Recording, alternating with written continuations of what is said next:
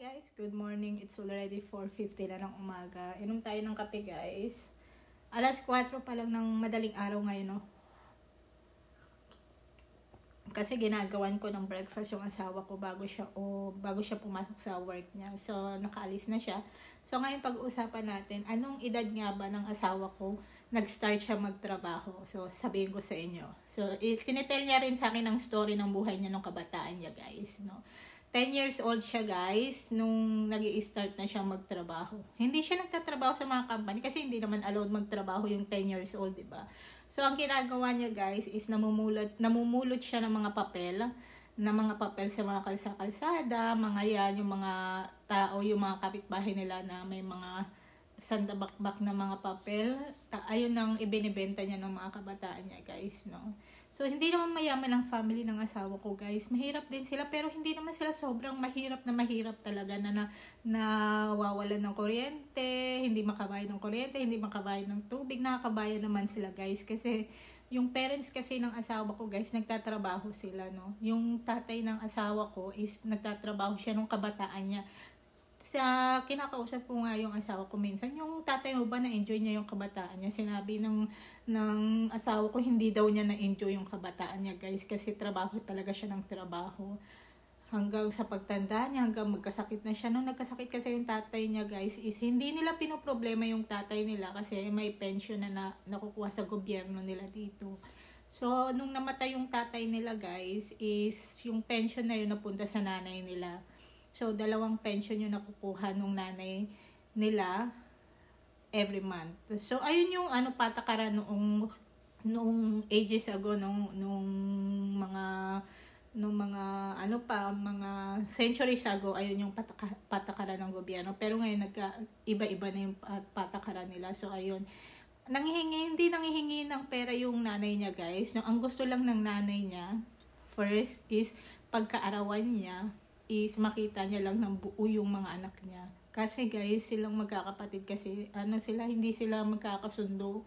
Yung part ng babae kasi yung asawa kasi hindi niya kasundo yung babae, yung panganay or pangalawa.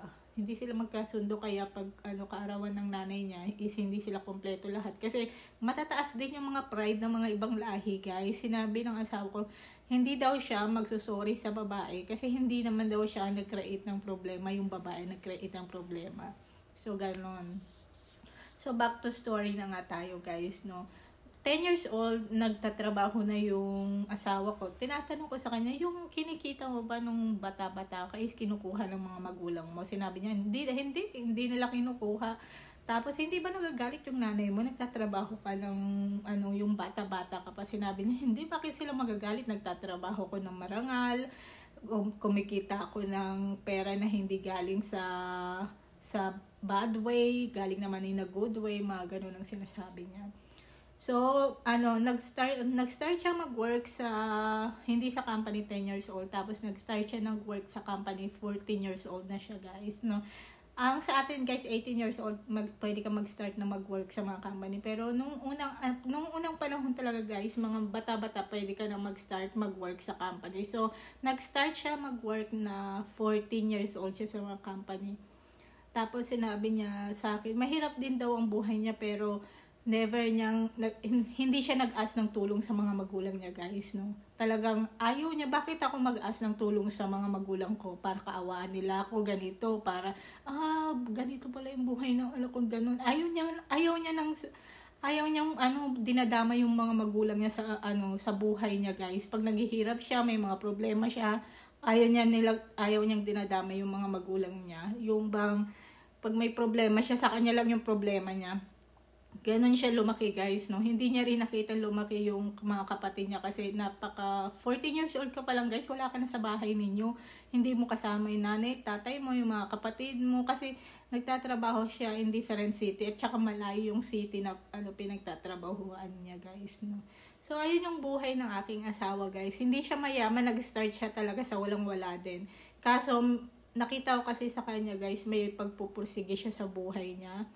May pangarap siya. Hindi lang yung pangarap na talagang drawing lang yung pangarap niya. Talagang tinutupad niya yung pangarap niya, guys, no? Ayun yung nakita ko sa asawa ko.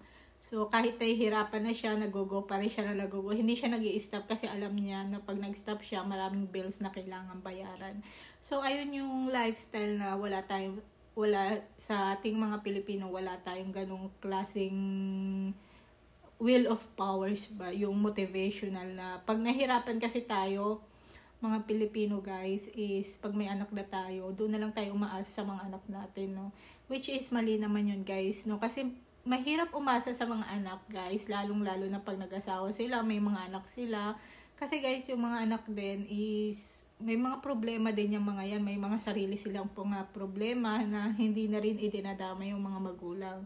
So, ayun yung wala tayo. Kaya maraming mga tao ang iba yung hindi nag-change yung lifestyle nila kasi hindi sila nag-change ng mindset na kung sino ang may pera, dyan ka na lang aasa, dyan ka na lang manghihingi. That is wrong guys, no? Talagang mali naman talaga yun. Dapat lahat ng family, buong family nagtatrabaho, walang tenga dapat para walang umasa. Kasi guys, kung umaasa lang kayo sa pera ng mga anak ninyo, kahit na maliit o malaking halaga lang yung binibigay nila sa inyo, kailangan nyo makontento.